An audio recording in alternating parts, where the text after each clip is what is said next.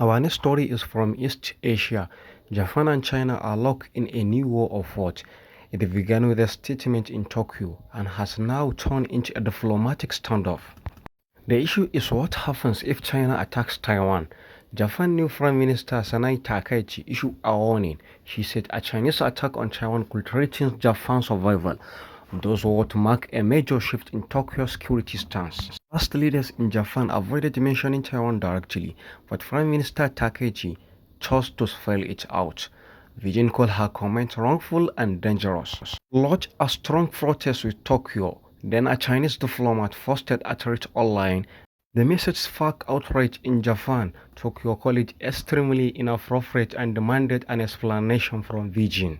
This exchange has heated tension and brought the Taiwan question back into focus.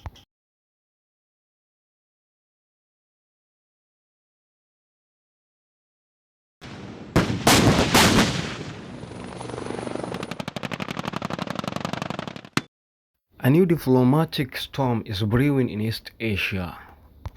Japan and China are at odds with each other. The conflict is over what could happen if Beijing ever launches an attack on Taiwan. Japan's new Prime Minister Sanai Takaichi was answering questions in parliament. He was asked how Japan would respond to a potential Chinese attack on Taiwan. Her response triggered an uproar. Takaichi said such an attack could amount to a survival-threatening situation for Japan. That phrase has legal force. It comes from a 2015 law that allows Japan to deploy its self-defense forces in limited cases of collective defense, even if the country itself is not directly attacked. Takaichi's remarks broke with the cautious language used by past Japanese leaders. Until now, most avoided mentioning Taiwan publicly in this context.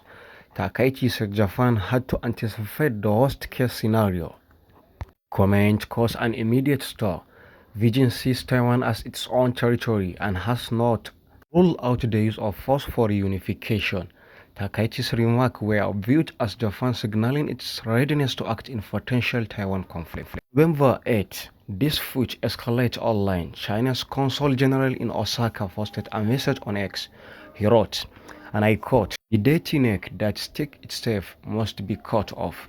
The post was later deleted, but quickly drew outrage in Japan. November 10, the Japanese government had protested formally. The Japanese government said the remark was extremely inappropriate. Besides, the government also reaffirmed Japan's One China policy, said peace in the Taiwan Strait is vital for international security. At the same time, China's foreign minister called Takaichi's remark as wrongful and dangerous. It confirmed that formal protests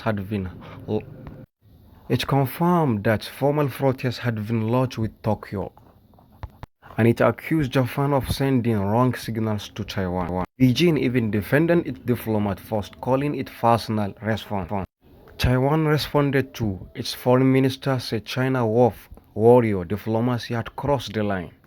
Both warrior diplomacy behaviors of Chinese diplomats is truly eye-opening and further highlight their reckless and domineering mindset. Japan's ally, the US, too weighed in. Its ambassador to Tokyo called the force by the Chinese diplomat a threat. All this comes just weeks after Takaichi took office as the Prime Minister. The recently concluded APEC summit in South Korea, she met Chinese President Xi Jinping. This month, she also met a senior Taiwanese official. The meeting showed how Japan is trying to balance diplomacy and deterrence. They also exposed just how thin that line has become. This latest dispute has also drawn attention to something deeper, geography, because Taiwan sits roughly 100 kilometers from Japan's southern island. It controls key sea lanes that supply Japan's energy and trade. The potential Chinese blockade or attack could disrupt those routes.